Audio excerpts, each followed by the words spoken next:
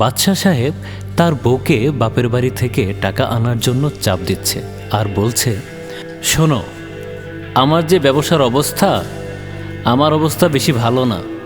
তুমি বাপের বাড়ি যাবা, বাপের বাড়ি থেকে টাকা নিয়ে আসবে। বিয়ের ভেতরে কি দিছ? টাকা দিতে চাইছিলা, টাকা দাও নাই। গহনা দিতে চাইছিলা, গহনাও দাও নাই। আমার ব্যবসার অবস্থা খুবই খারাপ, টাকা নিয়ে আসো।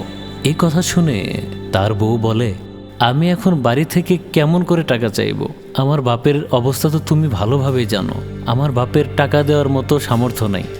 তুমি একটু বোঝার চেষ্টা করো, আমার বাপের অবস্থাটা একটু বোঝো। তুমি তো সব কিছুই দেখি বিয়ে করেছো। তুমি বাবারে ফোন দাও, আমার 3 লক্ষ টাকা লাগবে। আমার ব্যবসার অবস্থা খুবই খারাপ, আজকের দিনের মধ্যে আমার টাকা লাগবে।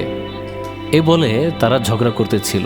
বিভিন্নভাবে তার বউ তাকে বোঝানোর চেষ্টা করলো, কিন্তু সে না বুঝে এক পর্যায়ে তার বউকে ঘাড় ধাক্কা দিয়ে বাড়ি থেকে বের করে দিতে যাচ্ছে।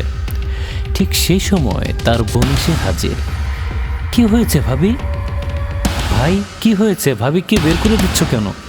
তুই এই সময়, আর তোর চোখ মুখ এরকম কেন? তোর চোখে পানি কেন? বল। ভাই, বাপি আমাকে বাড়ি থেকে বের করে দিছে আর বলছে 5 লক্ষ টাকা না দিতে পারলে ওই বাড়িতে আমার জায়গা হবে না। আরে কি বলিস তুই?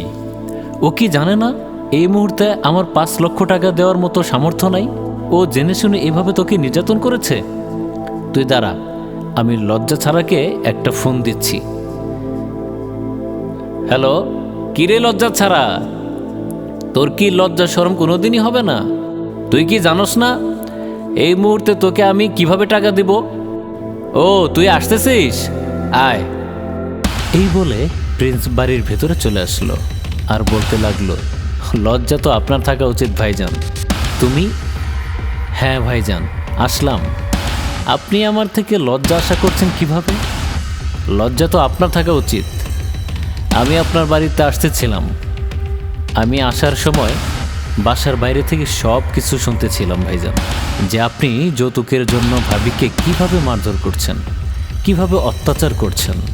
আজ যখন আপনার নিজের বোনের বেলায় করলাম, তখন সেটা আপনার গায়ে লেগে গেল। কিন্তু একটাবার ভেবে দেখেছেন তো ভাইজান, ভাবির ভাইয়ের কাছে তো সেম একই জিনিস লাগতে পারে। বয়স হয়েছে ভাইজান, এবার একটু নিজের বিবেককে খাটান, নিজের সম্পত্তিতে কিছু একটা করেন না।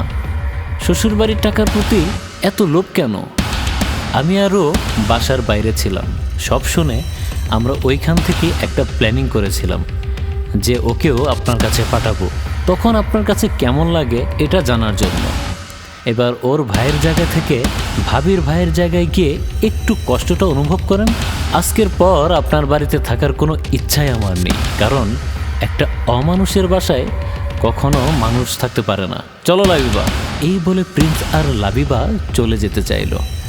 বাদশাহ সাহেব তাদের দুজনকে হাত ধরে ফেরত নিয়ে আসে আর বলে, আমি আমার ভুল বুঝতে পারছি ভাই। যৌতুকের জন্য পরের অর্থের উপর আমি যে লোভী হয়ে গিয়েছিলাম, আজকে তুমি আমার চোখ খুলে দিয়েছ। আমি আমার ভুল বুঝতে পেরেছি। তোমরা আজকে যেতে পারবা না, তোমরা আসছো, থাকবা একসাথে, সবাই মিলে আমরা রাত্রে খাবো। ভাই তুমি মনে কিছু নিও না, তোমাকে ভুল বুঝেছি।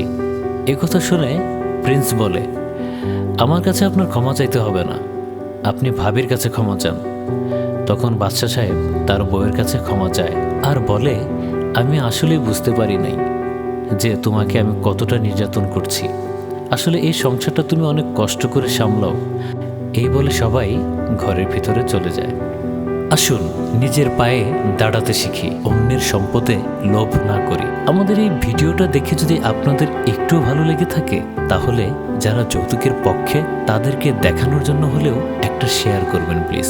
সবাইকে ধন্যবাদ।